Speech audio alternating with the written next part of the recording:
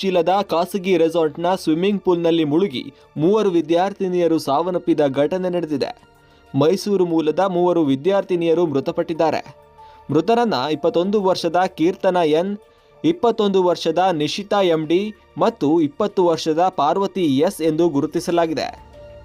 ಈ 3 ಯುವತಿಯರು ಶನಿವಾರ ಮುಂಜಾನೆ ರೆಸಾರ್ಟ್ಗೆ ಬಂದಿದ್ರು.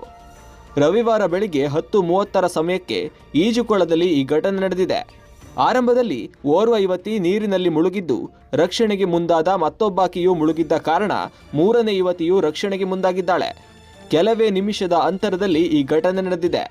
ಮುಂಜಾನೆ ಉಪಹಾರದ ಸಮಯವಾದ್ದರಿಂದ ರೆಸಾರ್ಟ್ ಸಿಬ್ಬಂದಿ ಈಜುಕೊಳದ ಬಳಿ ಇರಲಿಲ್ಲ ಎನ್ನಲಾಗಿದೆ.